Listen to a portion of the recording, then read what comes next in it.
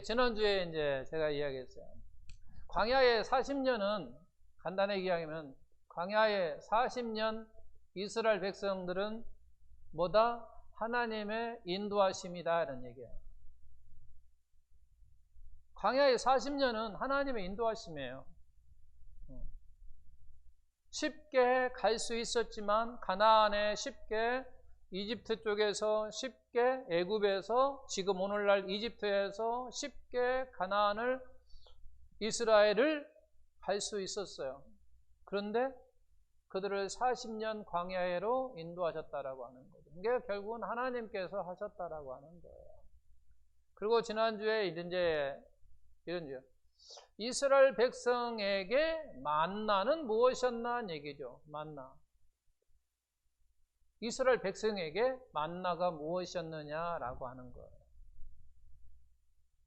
기억나십니까? 뭐라고 이야기했어요? 배고픔의 해결책, 양식이었죠.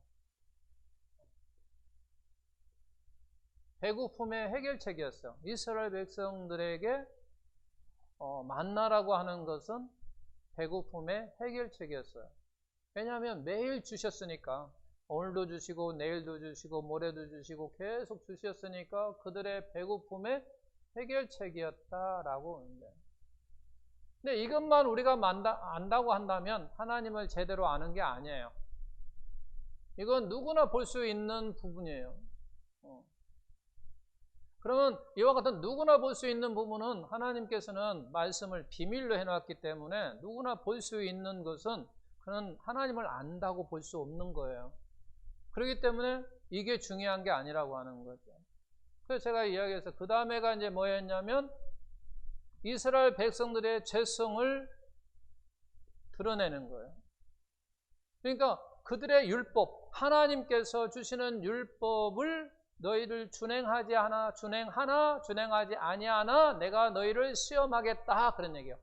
이 만나는 내가 너희에게 먹이신 이 만나는 너희들이 내 율법을 준행하나 준행하지 않나, 순종하나 불순종하나 그걸 통해서 너희의 죄성이 드러날 수 있도록 하겠다라고 이야기를 한 거예요.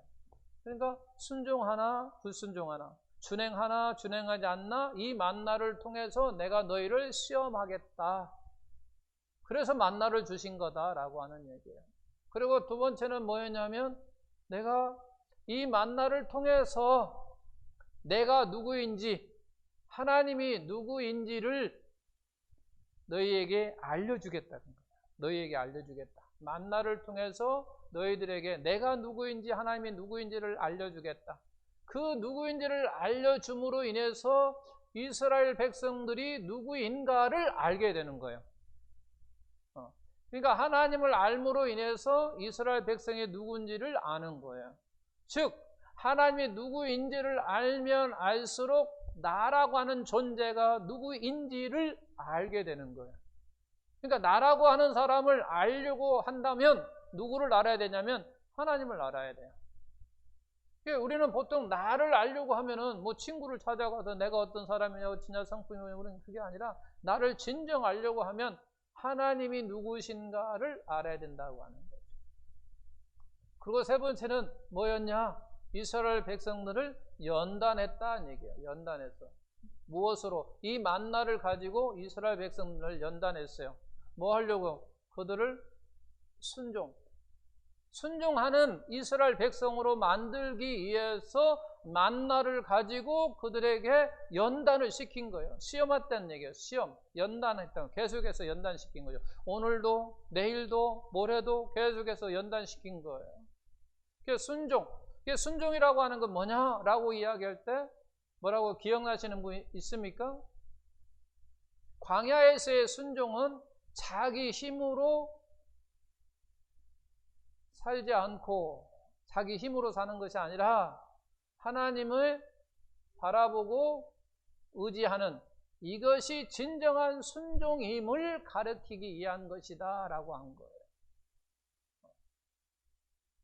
그러니까 이스라엘에게서 만나라고 하는 것이 그들의 배고픔 해결책이었다고 한다면, 만약에 해결책 이것으로만 족한다면 하나님께 굳이 그들을 광야로 인도할 필요가 없었다라고 하는 거예요. 그들에게 무엇인가 목적이 있었어요. 목적.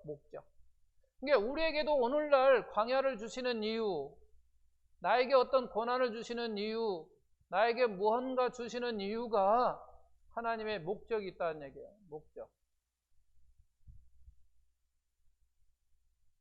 어떤 하나님의 의도가 있다라고 하는 거죠. 우리는 이걸 늘 생각해야 돼요. 여기까지 하고 이제 계속해서 말씀을 또 이어가겠습니다. 오늘 출애굽기 16장 1절에 보게 되면 뭐라고 하냐면 이제 엘림을 떠나 어디로 갔다? 신광야로 갔다라고 이야기를 하고 있습니다. 신광야로 갔어요. 자, 처음에 하나님께서는 이스라엘 백성들을 애굽에서 그들을 인도하사 홍해를 건너서 사막에 가니까 마라를 만나고 마라에서 엘림으로 갔다가 엘림에서 광야로 갔어요. 신광야에 도착해서 보니까 그들에게 문제가 생겼어요. 무슨 문제가 생겼어요? 양식이 떨어져 버렸어요. 이제 애굽에서 나올 때 많은 것을 이제 가지고 나왔어요. 자기 먹을 거 준비하는 거 다 가지고 나왔단 말이야. 짐을 싸갖고 나왔단 말이야. 그리고 홍해 바다를 건너고 마라를 가고 엘림으로 가고 이제 여기서 계속 먹었을 거 아니에요. 그래도 먹고 신광야에 도착했는데 그들의 이제 문제가 생겼는데 양식이 떨어져 버렸단 말이에요. 양식이 이제 없어졌어요. 그럼 우리는 여기서 가만히 한번 생각해 봐야 돼요. 왜냐하면 이 길을 지금 누가 인도했어요? 하나님이 인도하셨잖아요. 이 길을 누가 인도했냐면 지금 하나님이 인도하셨다는 얘기예요. 그러면은 신광야에 도착하면 양식이 떨어질 줄을 하나님이 아셨을까 모셨을까? 하나님은 아시잖아요. 근데 우리가 인간을 생각할 때는 이게 이성적으로 사람 말이 안 맞는 거예요. 왜? 뻔히 알면서 왜 나를 저리 데려가냐는 얘기지. 그잖아요. 우리가 인간적으로 보면 정말 미련하고 바보 아니에요? 저기 가면 죽을 줄 아는데 왜 거기 가냐는 얘기지. 그래, 우리도 그잖아. 왜 갔냐는 얘기지. 왜 가갖고 뜯어맞고 오냐 이거지. 가지를 말해야지. 하나님이 생각할 때 그잖아요. 하나님은 다 아셨어요. 신광야에서 그들이 양식이 떨어질 줄을 알면서도 불구하고 신광야로 그들을 인도했다라고 하는 거예요. 우리는 여기서 이렇게 생각해야 돼요. 그러면 왜 문제가 생길 줄 알면서도 왜 인도했느냐라고 하는 거예요. 하나님 어떤 목적, 의도가 있었다라고 하는 거예요. 목적, 의도. 우리는 어떤 사람을 어디 데려갈 때 그냥 데려가지 않잖아요. 다 어떤 목적을 가지고 데려가는 거잖아요. 하나님도 이스라엘 백성들을 신광야로 데려간 것이 어떤 목적이 있었다라고 하는 거예요. 이 가운데 이제 이렇게 해서 이스라엘 백성들이 많으니까 그 가운데 이런 사람이 있었으면 얼마나 좋았을까? 자, 하나님께서 애굽에서 10개의 재앙을 해서 우리를 인도하시다가 홍해 와서 우리를 죽일까봐 두렵고 두리고 있었는데 하나님께서 홍해 바다를 쫙 나누시더만은 우리를 싹 건너게 하시고 건너고 난 다음에는 이집트의 그 군대를 다 그냥 물속에 다 수장시켜 버리시고 딱 왔어요. 그래서 막 할렐루야 춤추고 노래하고 있다가 또 다시 사막으로 또 하나님께 인도하시고 오니까 사막에 도착했는데 사막에는 생명이 뭐냐면 물이에요. 그런데 물을 있었는데 물을 먹으니까 써서 도저히 먹지 못한단 말이야. 근데 그것도 딱 하나님께서 어떤 나무를 딱 가르치시며 그쪽에 넣어라. 그리고는 쓴 물이 뭔 물로 됐어요? 단물로 탁 바뀌셨단 말이야. 그리고 엘림으로 또 엘림에는 물이 있었고 종려나무가 있었으니까 사막의 오아시스예요. 여기는 정말 좋은 곳이에요. 엘림이라고 하는 것은. 왜냐하면 종려나무 사막에 나무가 있다라고 하는 것은 그래요. 그래서 그런 풍성으로 인도하시던 이제는 이제 또 사막에 탁 인도하셨는데 그만 양식이 떨어졌어요. 그래도 우리 하나님은 앞에서 홍해를 가르시고 우리를 인도하신 하나님, 쓴물을 단물로 바꾸셔서 우리를 먹게 하신 하나님, 풍성한 곳으로도 인도하시는 분, 신 광야에 비록 사막이지만 양식이 떨어졌다 했지만 이 양식도 해결하실 수 있는 분, 이렇게 믿음을 가지고 있는 사람이 있었으면 얼마나 좋았었겠냐. 많은 한 사람도 없었어요.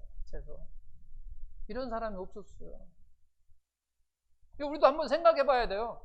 우리도 나의 인생을 딱 살다 보니까 이렇게도 인도하고 저렇게도 인도하고 여기까지 와가지고 환난과 핍박을 딱 거치더만 딱 벗어난 그 치뻗더만은 또 그만 또 그냥 수렁에 또 빠져버렸어요. 그럼에도 불구하고 이 수렁에도 또 나를 건지실 하나님이시야 라는 믿음을 가지면 얼마나 좋겠습니까? 그런 믿음을 소유하시길 예수님의 이름으로 축원합니다. 그런데 그렇지 못했다라고 하는 거죠. 그럼 그들은 왜 그랬을까? 뭐 여러 가지 이유가 있겠죠. 근데 저는 이렇게 생각해요. 애굽에 살면서 공급해 주시는 하나님을 한 번도 체험하지 않았어요. 하나님이 주시는 그것을 한 번도 체험하지 못하다 보니까, 은혜를 누리지 못하다 보니까 모르는 거예요. 우리가 이 체험하는 것도 정말 중요해요. 제가 아까 기도하는 가운데도 그런 얘기 했잖아요. 우리가 사실 체험한다라고 하는 거, 체험함으로 말미암아 그 하나님을 확실하게 우리는 분명히 내 마음 깊이 딱 박혀버리거든요. 그래서 하나님이 어떤 하나님이라고 하는 걸 알게 된다는 거예요.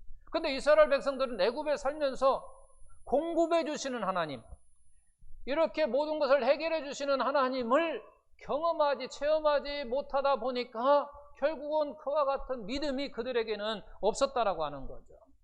그러면 그들은 애굽에서는 어떤 삶을 살았는데, 그것이 신명기 8장 3절에 있었습니다. 그들은 애굽에서 어떤 삶을 살았느냐? 한마디 이야기하면 떡으로만 살았어요. 떡으로만 사는 삶을 그들은 살았단 말이에요. 신명기 그렇게 나오잖아요. 만나를 내게 먹이신 것은 사람이 떡으로만 사는 것이 아니요 그랬는데, 바로 애굽에서는 떡으로만 사는 삶을 살았다는 얘기예요. 그래서 이제는 무슨 얘기냐면, 이제는 너희를 떡으로만 사는 사람이 아니라 이제는 어떤 사람으로 살게 하냐면 너희를 말씀으로 사는 삶으로 내가 바꾸겠다라고 이야기하는 거예요. 하나님이 목적이 이거예요. 신 광야에 와서 만나를 통해서 너희들이 옛날에는 떡으로만 사는 삶을 살았지만 이제는 무엇으로, 만나를 통해서 내가 너에게 말씀으로 사는 삶으로 사는 사람, 백성으로 만들겠다라고 하는 거예요. 근데 이스라엘 백성들은 무엇에 익숙해 있었냐면 떡으로만 사는 삶에 익숙해져 있었어요. 애굽에서 한 400여 년 살다 보니까 그들의 삶은 어떤 삶으로 자기 몸에 배어 있었냐면 바로 떡으로 사는 삶이 자기 몸에 배어 있었다라고 하는 거죠. 오늘날 신앙생활 많은 사람이 잘 못하는 이유가 뭐냐면, 나 열심히 신앙생활 다 할 거야 막 결심하고 결단했음에도 불구하고 자꾸 넘어지는 이유는 뭐냐면, 아직도 내 마음에, 내 생각 속에, 내 몸 속에 뭐가 있냐면 아직도 과거에 사는 그와 같은 삶이 있다라고 하는 거예요. 아직도 그래요. 아직도 있다라고 하는 거예요. 그래서 그들은 결국은 떡으로 사는 삶 속에 있다 보니까 적응을 못하고 뭐냐면 자꾸 원망하고 불평하고 애굽으로 돌아가겠다라고 하는 얘기예요. 애굽으로 돌아가겠다 그런 얘기예요. 애굽으로 돌아가겠다. 애굽으로 돌아가겠다고 하니까 이제 애굽으로 옛날 모습으로 돌아가려고 하니까 이제 나오는 거예요. 몇 장? 16장 4절 보는 게 그때에 그런 거예요. 그때에. 여기는 그때는 우리는 두 가지로 바라봐야 돼요. 그때가 언제냐 는 얘기죠. 언제? 그때가 언제냐라고 이야기하면 성경에 나와 있는 모습 속에서 우리가 보면은 어떤 모습을 볼 수 있냐면 그거예요. 바로 제가 앞에서 설명해 있어요. 그들이 애굽에서 살던 그와 같은 모습을 생각하고 지금 양식이 떨어졌으니까 돌아가겠다라고 하는 거죠. 돌아가면서 뭐라고 이야기하면 우리를 이곳에서 죽이려고 하느냐 하면서 원망하고 불평할 그때 그 이야기예요. 지금 이스라엘 백성들이 원망하고 불평하는 거예요. 양식이 떨어짐에 의해서 자기 먹을 것이 없음에 의해서 원망하고 불평하는 그때에라는 얘기고, 이걸 이제 이스라엘 백성 쪽으로 보면 그렇고, 그 다음에 이제 하나님 쪽으로 보자는 얘기죠. 하나님으로 보실 때는 그때가 언제냐라고 이야기하면은 어떤 얘기다? 하나님께서 만나를 주시기 위한 최적기, 최고 좋은 때라 그 말이에요. 하나님의 입장에 볼 때는 그런 거예요. 우리가 그러잖아요. 엄마 나 이거 사줘. 그러면 안 돼. 사달라니까. 안 된다니까. 사줘. 막 가지고 계속 때를 쓰다 보면 딱 사주면 엄마가 최고야, 아빠가 최고야. 그래. 처음에 아빠 이거 사줘. 그러면 딱 사줘버려. 그럼 아빠 고마워. 그럼 끝이야. 근데 그게 아니라 이게 사달라고 하니까 막 때를 쓰고 막 해갖고 안 된다고 막 하는데 사주면 우리 아빠 최고야. 우리 아빠 최고야. 하면서 더 기뻐하고 더 좋다는 그런 얘기예요. 그러니까 이스라엘 백성에서는 원망과 불평이 막 있을 때 하나님 입장에서는 그때가 최적기라고 하는 거예요. 최적기. 그들에게 양식을 내려줄 최고의 적기라고 생각하는 거예요. 최고의 적기. 그때에. 우리는 여기서 또 한마디 해야 그러면 이스라엘 백성들이 떡으로만 살았다고 하는 이 말, 의미가 뭐냐는 얘기예요. 애굽에서 떡으로 살았는데 떡으로만 살았다고 하는 의미가 뭐냐는 얘기예요. 한번 이야기 한번 해보세요. 떡으로 살았다. 애굽에서 떡으로 살았대요.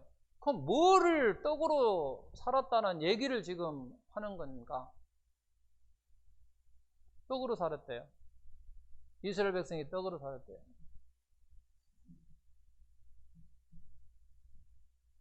네? 하나님을 찾지 않고, 네.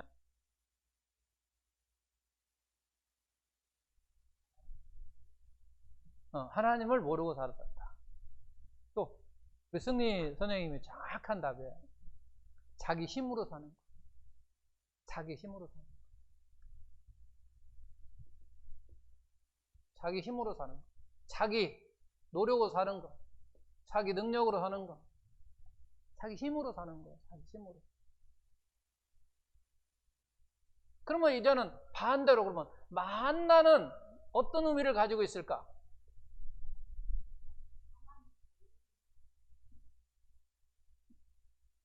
하나님의 도우심.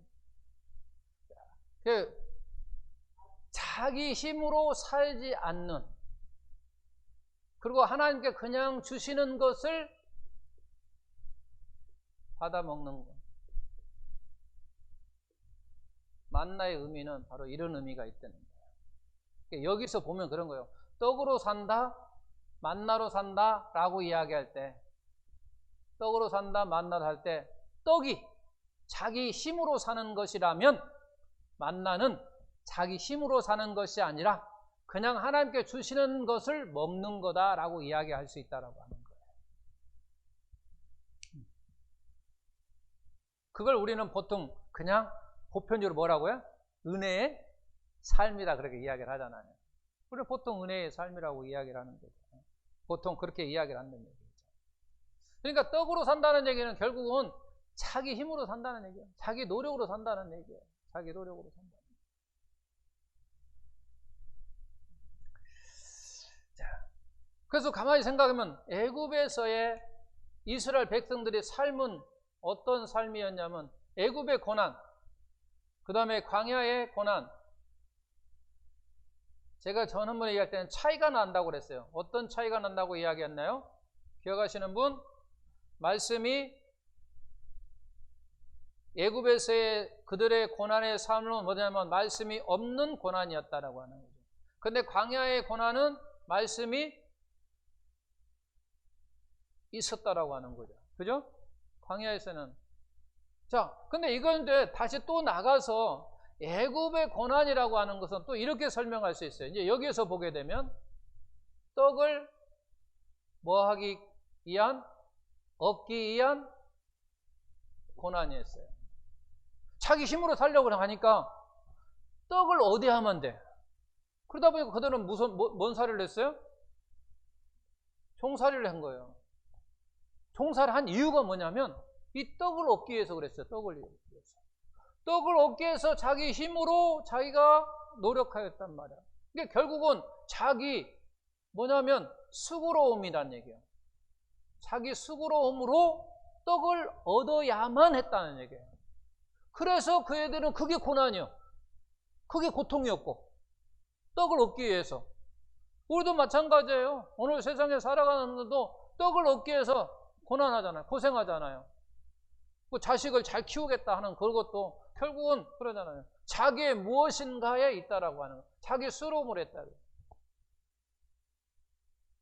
자, 그러면 광야에서의 고난은 말씀이 있었고 또 고난이 무슨 고난의 삶이었다고 우리는 생각하냐면 그거예요. 그건 떡을, 여기는 애굽의 고난은 떡을 얻기 위한 고난이었다고 한다면 광야의 고난은 떡으로 살지 않기를 배우는 방법, 그죠? 배우는 법 때문에 고난을 당했어요.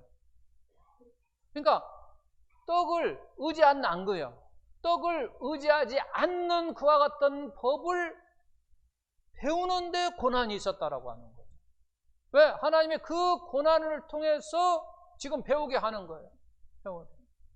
다시 이야기하냐면 하나님의 입에서 나오는 말씀으로 사는 법을 배우고 체험한다는 거예요. 그래서 그들에는 고난이었었어요. 만약에 이것이 없었다면 그 고난은 필요 없었어요. 그러니까 광야에서의 고난은 결국 무슨 얘기냐면 떡을 의지하지 않는 그 법을 배우기 위한 고난. 그들에게 있었어요. 여러분도 지금 고난받고 있어요. 여러분들이 이 고난이 고난이라고 생각하지 않지만 여기 앉아있는 것도 고난이요. 힘든 거야. 그렇지 않으면 밖에서 막 그냥 편안하게 그냥 빅 둥글고 앞에 TV 재밌는 프로그램이나 보고 뭐 있을 수도 있단 말이에요. 근데 그러지 않고 여기 앉아있는 것이 여러분은 힘듦이요. 고난이요. 왜? 그 고난을 통해서 뭐 하려고? 하나님의 감사 예배를 드리고 말씀도 듣고 그러려고 하는 거예요. 그게 고난이요. 이스라엘 백성들이 광야에서의 고난이라고 하는 건 바로 그런 고난이라고 하는 거예요. 떡으로 살지 않는 법을 배우기 위한 그와 같은 고난이었다라고 합니다. 자, 그러면서 또 생각하면 이스라엘 백성들은 뭐냐면 자신들의 죄성으로 말미암아 원망하고 불평한다고 생각했어요. 환경 때문에. 그러니까 양식이 떨어진 그와 같은 것으로 말미암아 그들은 원망하고 불평한 것이라고 그들은 생각했단 말이에요. 그런데 하나님의 입장은 그렇게 생각하지 않았어요.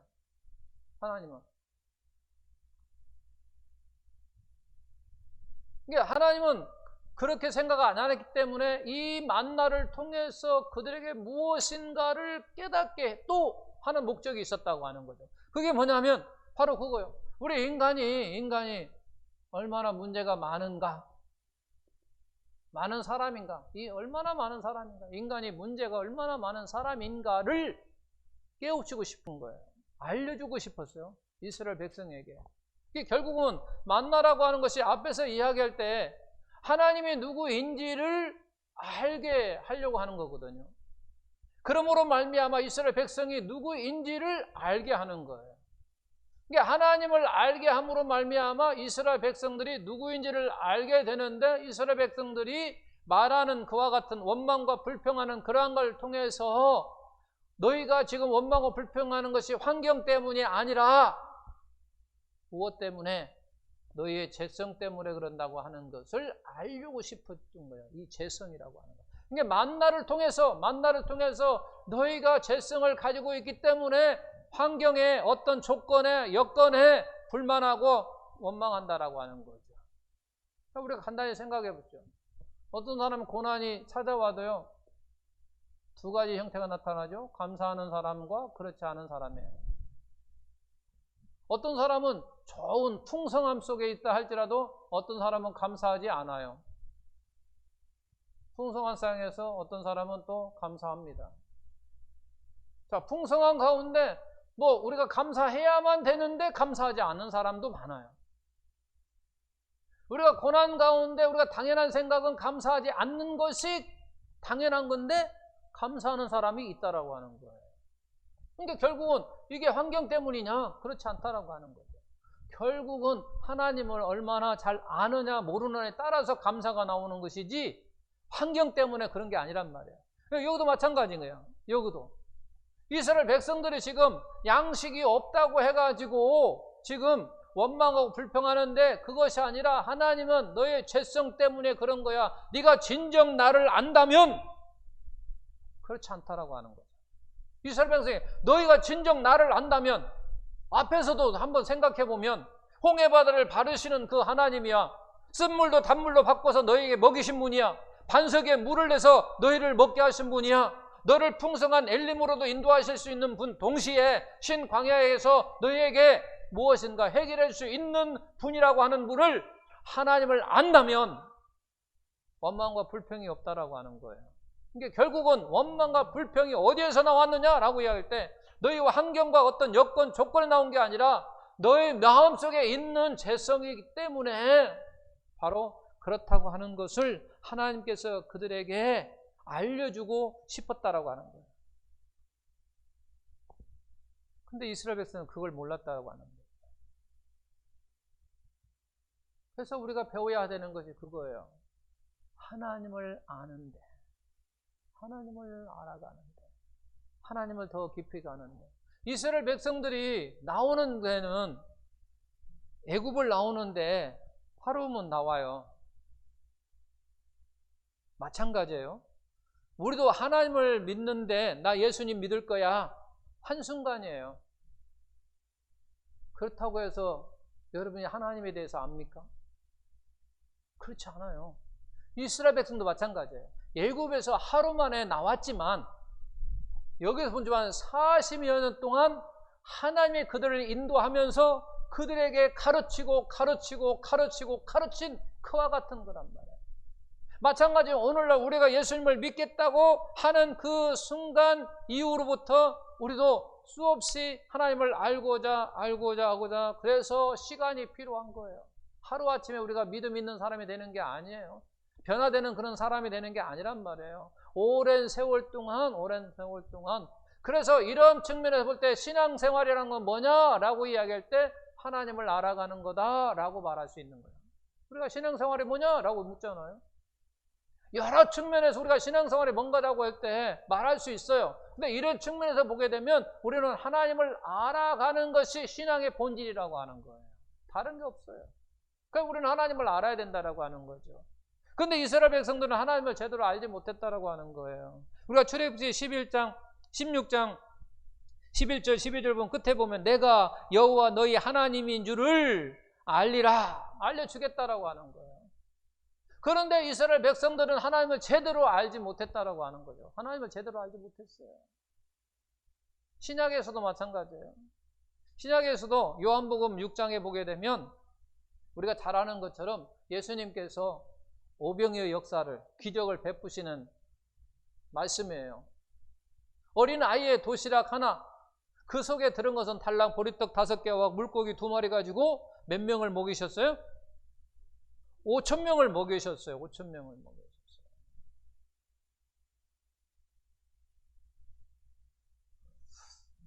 그 다음에 이제 막 그러자 그 기적을 베푸신 후에 많은 사람들이 막 예수님께 막 모여왔어요.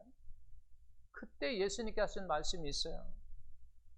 6장 26절 이렇게 말씀하고 있어요. 예수님께서 대답해 이르시되 진실로 진실로 너희에게 이르노니 너희가 나를 찾는 것은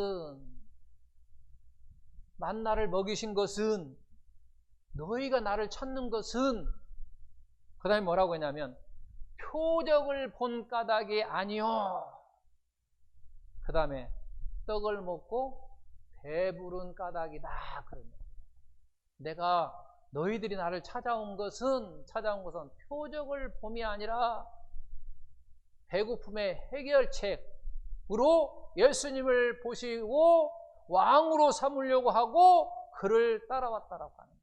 찾아왔다라고 하는 거예요. 그러니까 이스라엘 그 많은 모인 사람은 결국은 예수님이 어떤 사람을 보냐면 배고픔에 해결해 주시는 사람으로 본 거예요. 그것은 의미 없어요. 예수님은 말씀하다가 시간 되면 다 돌아가, 배고프니까 이제 시간 되면 때 됐어, 다 돌아가 라고 말할 수 있었어요. 그런데 불구하고 그들에게 먹이셨다라고 하는 거예요. 먹이신 것이 그냥 먹이신 거예요. 그들의 배고픔을 그냥 해결책으로 그 오병의 기적을 베푸신 게 아니에요. 요한복음 6장을 딱 읽어보면 딱 그렇게 요약할 수 있어요. 내가 하늘에서 내려온 생명의 떡이다. 이걸 알려주고 싶었던 거예요. 내가 누구다? 하늘에 내려온 생명의 떡이다. 나를 통해서 많이 너희가 아버지께 갈 수 있다라고 하니까 내가 너희를 살릴 수 있는 자다, 그런 얘기예요. 너희의 생명은 누구에 달려있다? 나에게 달려있다라고 하는 거죠. 너희의 생명은 하늘에서 내려온 바로 생명의 떡인 나를 통해서 많이 너희가 저 천국에 이룰 수 갈 수 있다라고 하는 것을, 그런 의미로 내가 바로 생명의 떡임을 말씀하고자 그들에게 기적을 베푸셨던 거예요. 근데 이스라엘 그 사람들은 뭘 보냐면 예수님께 배고픔에 해결해 주시는 분으로만 바라보셨다라고 하는 거예요. 그러니까 예수님이 이야기하는 거죠. 표적을 본 까닭이 아니요, 목적이 어떤 목적이 있는 그와 같은 것으로 본 게 아니라 너희는 그냥 배고픔의 해결 사람으로 나를 본 것이다라고 하는 거죠. 마찬가지예요. 여기에서도 마찬가지요. 만나를 만약에 이스라엘 백성들의 배고픔의 해결책으로 본다고 한다면 바로 예수님을 그냥 배고픔의 해결해 주시는 분으로 보는 것처럼 별 의미 없다라고 하는 거예요. 그래서 본문에서도 마찬가지고 요한복음에서 마찬가지로 하나님을 알고자, 내가 누구인가를 너희에게 알려주겠다라고 이야기하는 거죠. 예수님도 마찬가지죠. 내가 누구인가를 너희에게 지금 알려주겠다라고 하는 거죠. 뭘 통해서? 이 사건을 통해서, 이 5,000명을 먹이신 이 사건을 통해서 내가 하늘에 내려온 생명의 떡임을 너희에게 알려주고자 싶었던 거예요. 구약에서 마찬가지로 하나님은 이스라엘 백성에게 누구를 알고 있냐면 내가 누구인가를 그들에게 알려주고 싶었던 거예요. 너희를 그냥 배고픔의 해결책으로 너희를 만나를 주신 게 아니라 만나를 통해서 내가 누구이고 너희가 누구이고 라고 하는 것을 알려주고 싶었다라고 하는 거예요. 만약에 그들이 그냥 굶주림의 해결책으로만 만약 주셨다고 한다면 만나도 상하지 않게 하셨을 거예요. 뭐하러 상하게 하십니까? 상하게 하지 않는다는 얘기죠. 그리고 굳이 신광야로 그들을 인도할 필요가 없는 거예요. 그들을 신광야로 인도할 이유가 없어요. 다른 어떤 목적이 없으면. 여러분, 목적 없이 저 데리고 가시는 분 있어요? 없어요. 저를 데리고 가려면 어떤 목적을 가지고 저를 데리고 가는 것이지 아무 목적 없이 저 그냥 데리고 어디로 데리고 가려고? 데리고 가더라도 아마 갈팡질팡 할 거예요. 목사님 어디로 데리고 가야 되나? 뚜렷한 목적이 있으면 하는 거예요. 하나님도 마찬가지예요. 이스라엘 백성은 뚜렷한 분명한 목적을 가지고 있었다라고 합니다. 내가 주는 그와 같은 신광야에서 주는 만나를 통해서 내가 누구이고 네가 누구인가를 정확하게 알려주고 싶었다라고 하는 거예요. 우리도 마찬가지예요. 우리도 마찬가지예요. 하나님께 나에게 만나를 주시는 것은 뭘까? 라고 하는 거죠. 나에게 만나를 주시는 건 뭘까? 나에게 신광야로 나를 인도하신 것은 뭘까? 우리는 한번 생각해 봐야 돼요. 이렇게 생각할 수 있어요. 이 말을 그대로 나에게 적용시켜서 이야기한다고 한다면 많고 많은 교회 중에 왜 나를 하필 빛날 교회로 인도하셨을까? 이렇게 한번 우리는 생각해 볼 수 있는 거예요. 그리고 하나님 나에게 왜 이런 어려움을 주셨습니까? 라고 물어봐야 된다는 거예요. 반문할 수 있는 거예요. 많고 많은 이와 같은 이 세상에 교회 이 주위만 해도 많잖아요. 근데 왜 나를 빛날 교회로 등록하게 했을까? 라고 하는 거예요. 그리고 우리가 많이 또 잘못된 것 중에 하나가 뭐냐면 어떤 잘못을 나에게 보여주는 부분이 있어요. 어떤 목사의 뭐 단점이라고 할 수 있고 장로의 단점이라고 말할 수 있는 것이고 또는 권사의 단점을 보여주는 게 있어요. 어떤 성도의 잘못된 부분을 나에게 보여주는 부분이 있어요. 근데 우리는 그걸 까불리거든요. 성경은요 까불리라고 이야기하지 않습니다. 내가 너희와 이와 같은 단점을 보여준 것은 내가 그걸 가지고 너는 기도하라고 내가 보여준 거라고 성경은 그렇게 우리에게 가르쳐주고 있어요. 근데 세상 사람들이나 교회 열심히 다니는 사람도 대부분 그냥 까불리거든요. 근데 성경은요 우리에게 가르치기 그렇게 가르치지 않겠어요. 그 사람이 어떤 흠을 보이면 그 흠에서 벗어날 수 있도록 그 사람을 위해서 기도하도록 보여준 거랍니다. 성경은 그렇게 우리에게 가르쳐주고 있어요. 근데 우리는 그냥 그것 가지고 막 그 사람을 어떻게 하면 더 매장시키잖아요. 그건 아니에요. 그 세상 사람들이 할 짓이고 세상 사람이 밟고 일어서야만이 자기가 일어서야 되니까 그런 애지만 우리 성경은 그렇게 가르쳐주고 있지 않아요. 근데 우리 교회에서도요 목사의 단점 보면요 막 까불려요. 그래갖고 목사가 어떤 놈이라고 까불려. 그게 아니라고 하는 거예요. 내 눈으로 볼 수 있게 하신 것, 내 눈으로 보게 하신 것은 하나님이 그 사람에게 그 단점을 보고 우리 목사님 어떤 흠이 있어 그러면 그래? 내가 혹시 은사가 있나? 그 부분을 도와주라고 하지 않나? 이런 거예요. 그래서 교회는 협력하는 거예요. 서로 협력하게끔 되어 있는 거죠. 우리는 혹시 저의 잘못을 본다 할지라도 보이시는 분은 저를 위해서 기도하셔야 되는 거예요. 저도 마찬가지죠. 우리 성도가 어떤 단점이 보이면요 그걸 가지고 할 게 아니라 그 부분을 놓고 더 기도한다라고. 그게 우리들이 해야 할 일이에요. 우리 모두가 그렇게 해야 돼요. 그것이 성경이 가르쳐주는 거예요. 하나님께서 우리가 가르쳐주는 건 바로 그거예요. 그래서 정말 진정한 목사라면 정광훈인가요? 네, 이름도 이제 막 안 부르고 목사라고 잘 하지도 않지만 그래, 옛날에는요 그분요 대단하신 분이었어요. 근데 지금은요 그 목사도 아니에요. 목사 칭호는 가지고 있지만 목사도 아니에요. 왜? 정말 목사가 나라에 어떤 흠이 보였으면 나라에 어떤 단점이 보였으면 많은 목회자를 모아놨으면 우리 이 나라가 이와 같은 흠이 잘못된 것이 있으니 우리 기도합시다라고 해야 성경적으로 가르치는 거야. 근데 그게 아니잖아요. 막 사람들을 막 이렇게 갖고 막 하잖아요. 그러니까 그건 성경적인 것이 아니기 때문에 잘못된 거라고 내가 지적하는 거예요.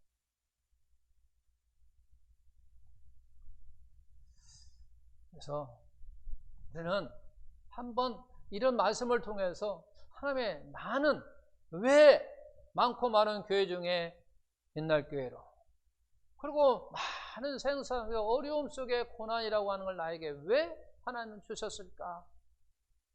분명한 어떤 목적을 가지고 계셨을 거야 라고 생각하면서 기도할 때 그것이 발견되는 거예요. 근데 그럴 것 없이 그냥 지나버리면 그냥 애굽에서 사는 것하고 똑같다는 거예요.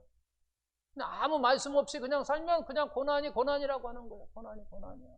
코로나도 그냥 코로나요. 그냥 어려움 속에 나 그때 잘 지내서. 그러면서 나중에는 이제 어떻게 되냐면 코로나를 자기 힘으로 막 보냈으면 말씀 없이 지내왔으면 그래요. 자기 힘으로 자기 무엇인가 가지고 코로나로 인해서 벗어난 것처럼 자랑해.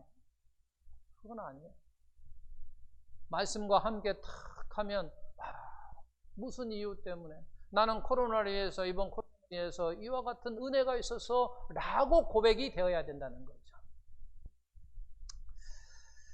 그런 은혜 속에 우리가 신앙생활하는 저와 우리 모든 성도 되시길 예수님의 이름으로 축원합니다.